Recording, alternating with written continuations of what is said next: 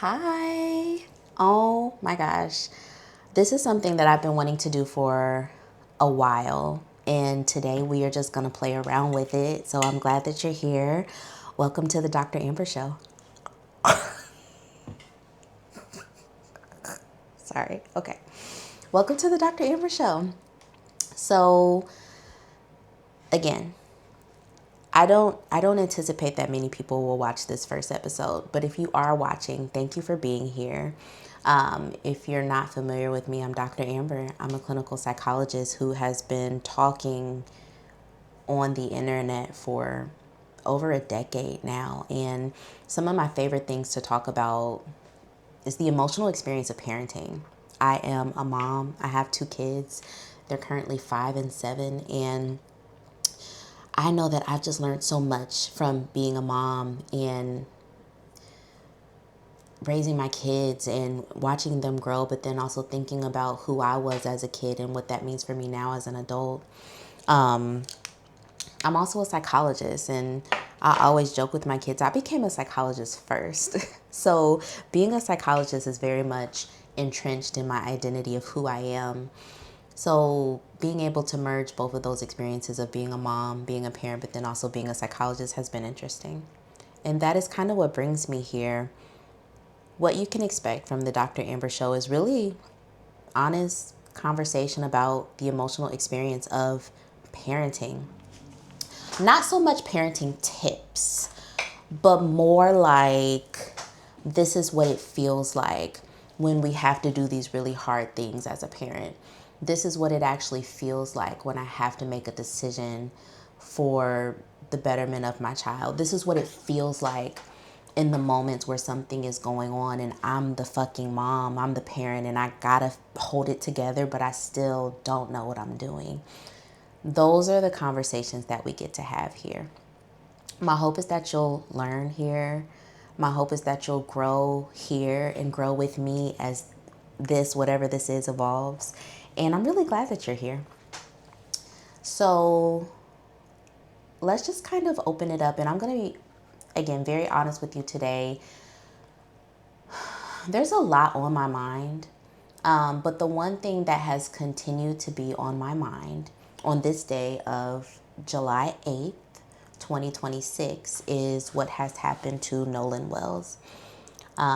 If you're not familiar, he is a he is an 18-year-old black boy who went on a weekend trip for the 4th of July with his white friends in Mississippi. I think Horn Island. I'm not super familiar, but unfortunately, he did not return. He was found dead, and now there's a lot to do in order to figure out what happened to him. I'm just going to take a moment to pause because, like many of you, hearing that story brought up a lot for me. And I'm trying to organize my thoughts and my feelings about all of it because it's a lot. But I think immediately what it took me to was my son. I have a son. He is 7 years old. My son, probably like y'all sons as well, is the most happy, generous, kind, loving little boy you could ever meet. Just today, I dropped him off at summer camp. And you know me, I'm rushing. Like, we got 15 minutes, let's go. Get all the stuff out, let's go. It's a golf camp at that, y'all, which is that's going to be another episode. How did we get here? How is it that my children are doing golf camp? And I never went to a camp. This is a whole new world. But dropped him off at golf camp this morning. He went into the room. I start to leave because I've got work to do. And he runs out of the gym. Mommy! I low-key thought that he was going to tell me that he's not supposed to be there that early because our little secret, I dropped him off early and we don't got before care, but I needed to drop him off early. So I was like, oh shit, they're about to tell him that he can't be here right now. But no, it wasn't that. He ran out, mommy, hug. My baby just wanted a hug. He wanted a hug. And that is who he is. My baby, still at the age of 7, he forgot to give me a hug. He immediately ran out, screamed my name, and came and run over and gave me a big hug. And I just said, "Oh, I love you, baby." And he went in. That is my son. My son. And to then think about the possibility of 10 years in the future, my son, my baby who runs out and screams my name to come give me a hug, is with people who he believes are his friends. These people who then will leave him on an island without knowing about his well-being. That idea disturbs my soul more than words can describe. And I think that is what has been on my mind all week. The idea that someone that I grew in my body, someone that I loved from day one, someone that I know intuitively, emotionally, spiritually, probably more than anyone in this world, could be friends with people who don't care about his livelihood is unimaginable to me. And yet it happened to Nolan Wells. This is likely not the last time, and it's not the first time. That's what I've been sitting with all week. And today when I decided to, hey, let's record, let's start the Dr. Amber show, I couldn't lie to you and pretend like everything's okay and we just talk about whatever. No, we got to talk about this, because what I also have been seeing is that it's not just me that's thinking about this. I'm not the only Black mom who is sitting with the sadness and the deep heaviness of knowing that her baby could be in danger and nobody cared.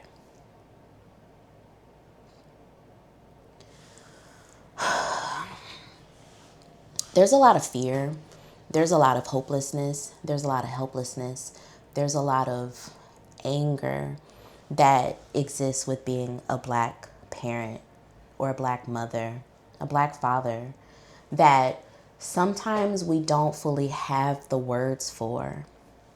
But this is why I like the work that I do. What I love talking about is the emotional experience of parenting. You know, there's a lot of people already talking about, this is what you do when, this is how you handle that, this is what you say when. For me, and how I work with parents and how I work with families, is it's not always that simple, because emotions are complicated. Emotions are complex. We are often talking about fear. We're talking about anger. We're talking about sadness. We're talking about guilt.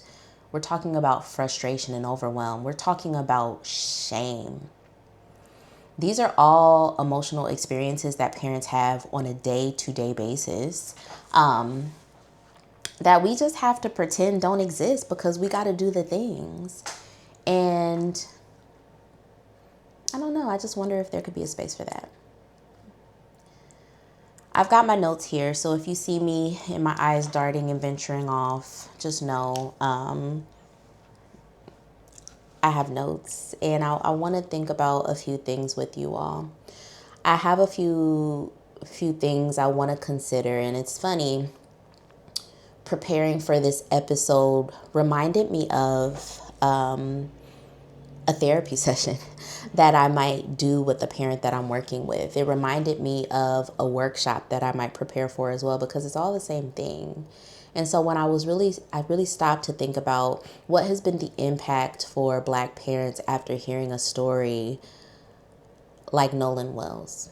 right? Let's think about that. I want to give you all some points, just something to think about, just to kind of help us organize what we might be experiencing to better understand it. So one, fear. Fear has entered the fucking chat, right? So already when you become a parent, fears, it's just like, if you have never felt or experienced fear and anxiety before, you absolutely will once you become a parent.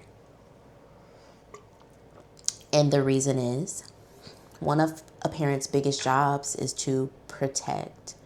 It's not the only job. So don't get caught up into the trap of I need to protect. There are a lot of other things you need to do. But one of our big jobs is to protect our child. So then what happens when we start to hear and learn of experiences that feel so out of our control? Right? How am I supposed to protect my child when he's 18 and simply just wants to go spend time with friends? He just wants to go experience things with friends. He just wants to belong socially. How do I protect him in those moments if I can't be there? Right? So then it starts to make us think about, well, how do I manage this fear that I feel if realistically I can't protect him or her from everything? So then what ends up happening? I'm sure you all know the answer. The fear gets bigger. The means of control start to get larger. The conflicts start to rising, and then my kid don't like me because I'm trying to protect them from everything, but they're resisting because they don't get it. They don't see it. They don't see it my way. And for you, in your head, you are probably thinking, how could this happen to a child, and especially my child? Or how do I stop something like this from happening to my child? Or did that family miss something? And if they did, how do I make sure I don't miss it? Or what should I be doing differently to make sure we don't end up in that same place 10 years from now? These are all questions that are valid, and I know that are probably feeling very familiar to you right now. And they are questions that we likely will never have the answers to. So stories like Nolan Wells and his family induce fear. It highlights the fear that we were already feeling about not being able to adequately protect our children. The second point I want to make, I feel like we're already saying it without fully saying it, and it's that there's just this extra layer that Black parents have to carry. There's just always this extra layer.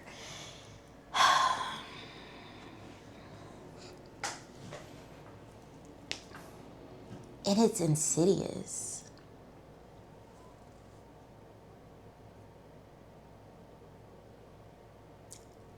Black parents and Black families have had to endure hypothetical fears for centuries. And so even if we didn't have to do it, it's been encoded in our DNA. There's always this extra layer that we have to carry to ensure that our families are safe and protected and are able to thrive. And that extra layer is present even if no one is speaking about it. It's also exhausting. Sometimes you just want to take it off, but you can't. Can I give you one? This is an example that is so far removed from what happened to Nolan and his family, but it's a real example. And this is me sharing a lot here. So let's talk about my daughter. My daughter is 5. And last year in her class, there was a lice outbreak. We could have a whole other episode on this because this consumed me for months. My child, both of my children, go to a school where there's a lot of diversity. That means they're also around white children, and historically, to my knowledge, I don't know nothing about no lice because historically it's just not something that black children or black families have had to understand and deal with. So when my children started to go to school with white kids, it brought all these other problems, one of which was lice. I was anxious, deeply anxious about this for months. Oh my God. And every time a new outbreak would happen, my daughter's teacher would put out an alert. We've got another one. And I was just like going crazy thinking, what do I do? What do I do if my child gets lice? So I started to prepare because I was like, if I don't know nothing about lice and she comes home with lice, that's going to be a nightmare. So let's just read up on it. Hey, this is what we do with fear. We face our fears. I started to learn about lice. I started to read about lice. I started to understand their life cycles. I started to notice the signs. I started to do the checks. I thought I was good. And then in December, my baby came home. I did a check real quick before we went off to go run an errand, and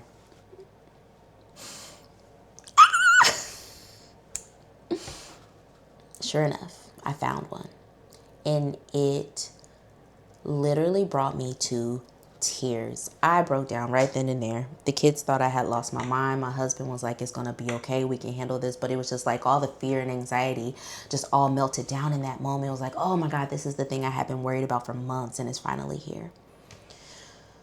So we ended up handling it, hired a professional.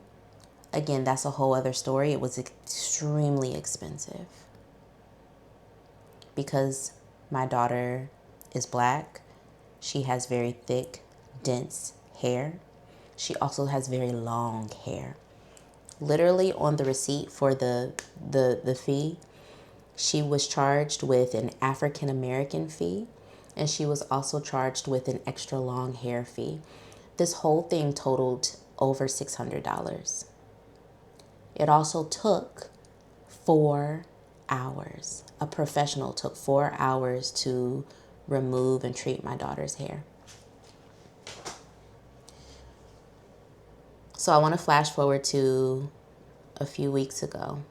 We're out with some of the families at the school who are white, and we're just reminiscing on how the school year went, and we remembered, remember that lice thing that kept happening? And one of the parents,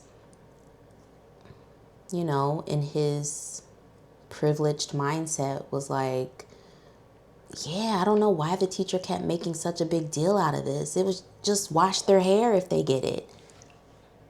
I almost literally exploded in that moment because just wash their hair, that was not my experience of this. And that will never be my experience of this because I am different. My daughter is different.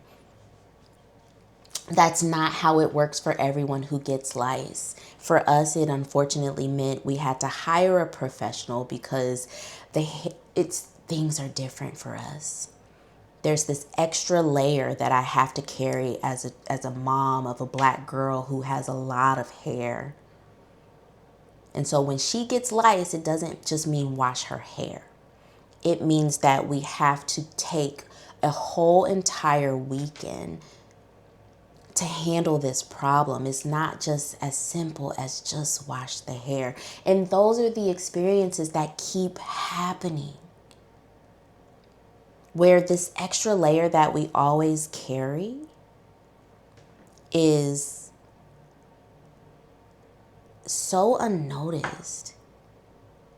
And it's exhausting to not be seen, but then to think that my child, it's one thing for me to not be seen as an adult, but then to have my child go off into the world and also have these experiences, so much so that they may not survive. There's this extra layer that Black parents carry that is tremendously difficult, and we keep carrying it every single day because we have to. All right, so let's start talking about how do we know when fear starts to become a problem? Because I get that question a lot, especially as a Black parent. How do we know when this is venturing into the territory of something that I should be modifying, changing, seeking support for? So I want to give you all some things to consider as you try to think about whether your fear is becoming a problem. And I want you to really think about the difference between fear and anxiety. And I've got a definition here that I'm going to read for you so that you really can understand these differences and keep it in mind. Okay. So fear. Fear is present oriented. Fear is short lived.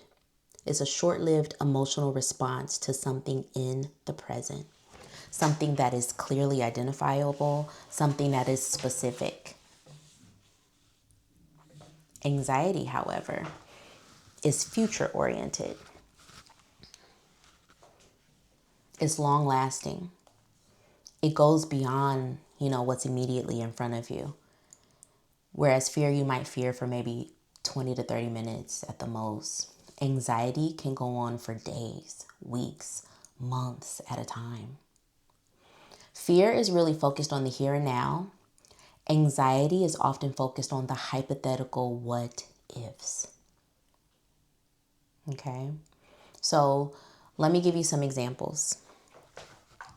Fear, you might experience fear if you're hiking and you see a snake. You see the snake, oh, I'm afraid. You immediately do what you need to do to protect yourself. It might be run away. It might be throw the snake in the woods, whatever it is. Or let's say you're in a really bad car accident. You see it coming, fear immediately. And then the fear dissipates because the event ends. Fear, you're giving a presentation to a large audience, and this is not your favorite thing to do. That immediate feeling is the fear because it's something related to something that's clearly identifiable. It's in front of you. And it's short-lived. It's present-oriented. Whereas anxiety, let's talk about anxiety for those same experiences. Let's say you encountered a snake while you were hiking last week. Now you're in your office trying to do work, but you told yourself, oh, I'm not going to go hiking again because what if I see another snake? I might see another snake, and so I'm not going to go because I want to protect myself. Or, what happens if a snake bites you? Let me start to Google the signs, make sure. That's anxiety because it's no longer about what's in front of you. It's about these hypothetical what ifs. It's about what if I encounter a snake?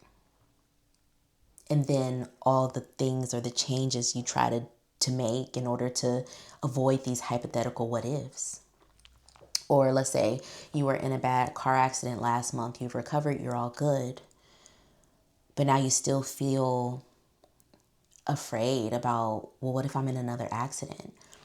That at that point is no longer fear, that is anxiety, because it's about this hypothetical, well, what if this happens again? So now I'm just going to drive really slow, or I'm not going to drive down that road again, or I'm not going to drive alone, or I'm just going to stop driving. That is all driven by anxiety. Or let's say you're giving a presentation to the large crowd, right? Like you gave the presentation last week, all went well, but you didn't like how you felt. You didn't like that. So you decided, well, I'm just not going to do that no more.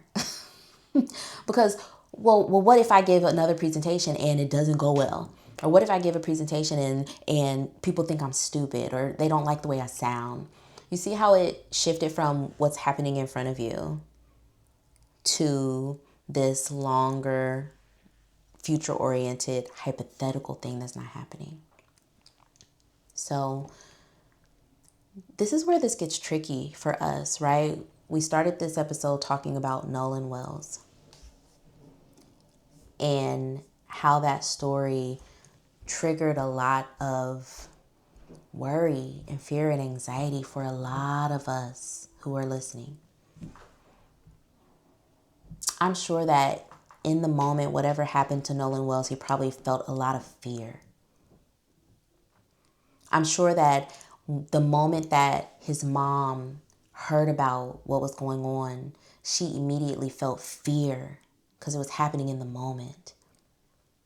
And there's something about these stories that can collectively bring on that same level of fear, even if it's not happening to us.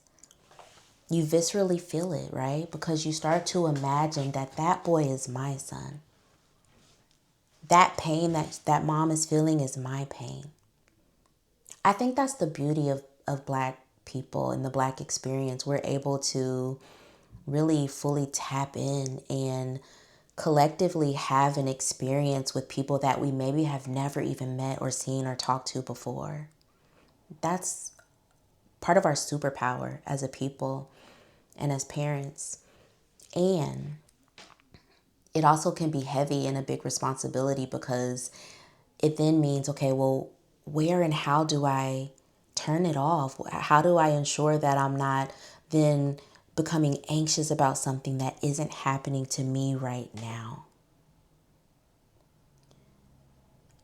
I want to talk you through a framework in my book, A Parent's Guide to Self-Regulation. I actually have a copy here that I think could be helpful for you.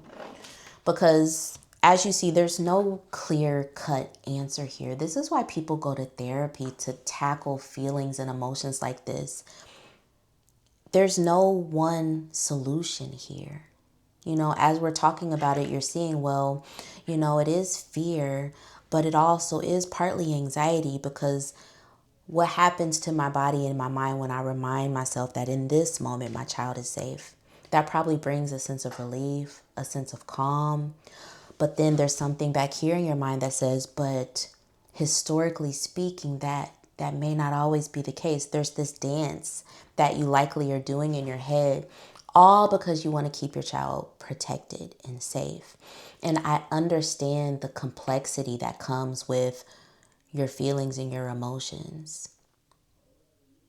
So that's why I think this space is needed, because there's nuance here. There's a lot of complexity here. There's a lot of depth here. There's no one thing that I can tell you today that will make it stop. But I want to do my best to try to support you through it as much as possible. So let's talk about the PCR framework. Again, if you're not familiar, I wrote this book in 2024. No, wrote it in 2023. It was published in 2024.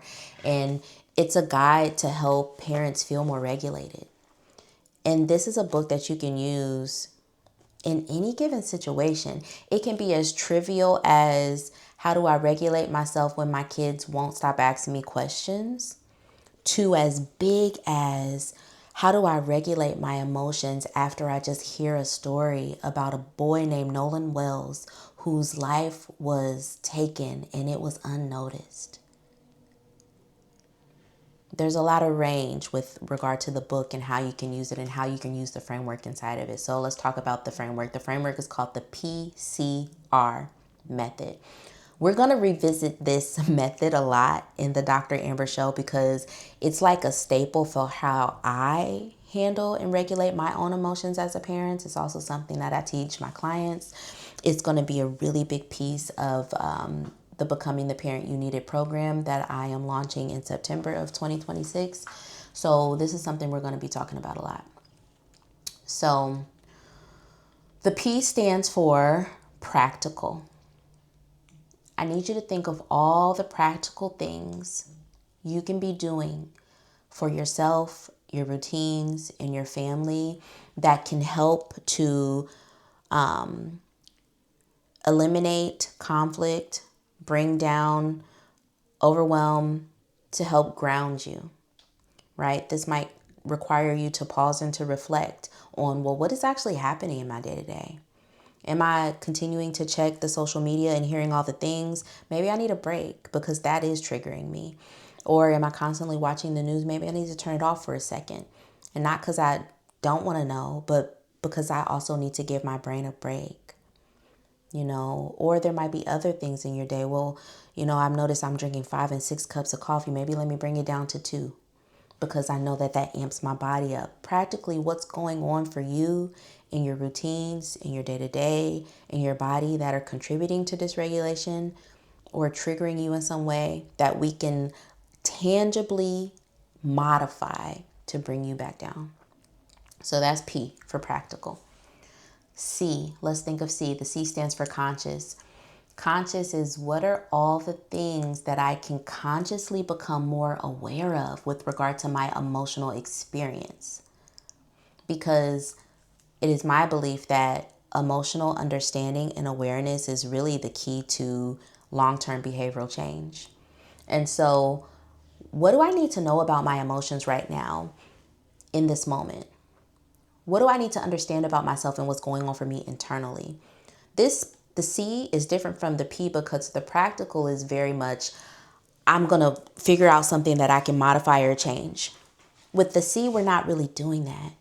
It's really like I'm going to get quiet and I'm going to go in and get to know myself a little bit more because I might learn that I'm making a lot of decisions based out of anxiety of these hypothetical situations that I've created in here. Or, you might notice, when I go inside, there's this experience that I'm having with my child that actually reminds me so much of this bad thing that used to happen to me as a child. And I didn't realize it. I love when parents get to know their own emotions. As parents, and I know you're probably a very good parent. You know your child very well. You know their emotions very well, but how well do you know your own emotions? Do you find yourself running from it? Do you find yourself trying to avoid it? Do you find yourself trying to minimize it? Today, that stops because all the things you want for your life and the parent you want to be for your child is really dependent upon your ability to know yourself wholly and truly and honestly, and to give yourself that space. So the C stands for let's become consciously aware of our own emotional experiences so we know what's going on and what to do about it. And then R, in the PCR method, R is for realistic. Let's get real. And when I say that, let's get real means let's radically accept that there are going to be some things that happen that we cannot change. There are going to be some hurts and some pains that we have to accept. There are going to be some mistakes that you've made that you cannot change. There are going to be some things about your parenting experience that you might despise, and we continue to move forward, right? And so it's all about how do you radically accept in a very realistic way what's happening in front of you, not fight against it, not resist it, so that we can move with it, okay? I hope that helps, and I want you to be thinking about that to yourself as you move through the week.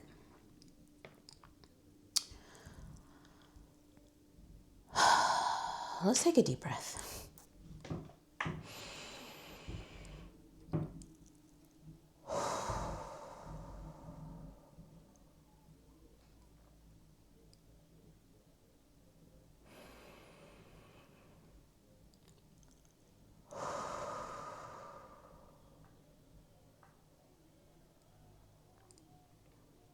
All right. I think I got to the end of my session notes today, episode notes for today. If you made it to the end, I thank you so much for being here. I'm really excited for what this space might be, what it might become, and I hope you'll return. I hope you'll come back wherever you're watching. I hope that this supported you today and gave you something to think about. And if it did, share it with somebody else, please. Share it with them. Let them know that this is something that you're watching that benefited you, that supported you. I would love it if you would share it with someone you know and care about. I would love at the end of every episode to end on something that I want you to take with you, something to reflect on, something I want you to be thinking about. And since today we talked a lot about fear, we talked a lot about anxiety, what I would love for you to do, just for yourself, is to, as you go throughout your days and your weeks, be thinking about and noticing. And not, you know what, I want to change my words. I said be thinking about, don't think. I want you to feel and notice all the moments or all the ways that fear come up for you as a parent. Because fear is a normal, natural response that warrants protection, right? I want you to notice when fear is coming up, but then I also want you to try your best to start to then notice, when is fear becoming anxiety? And what am I doing about that? You don't have to change anything. You don't have to do anything new. I simply want you to notice. I want you to be aware. And if you do that, let me know about it. You can reach out to me in the comments on YouTube, DM me on Instagram, email me, hello@dramberthornton. I would love to know your process. So I hope that helps. Let's take one more deep breath.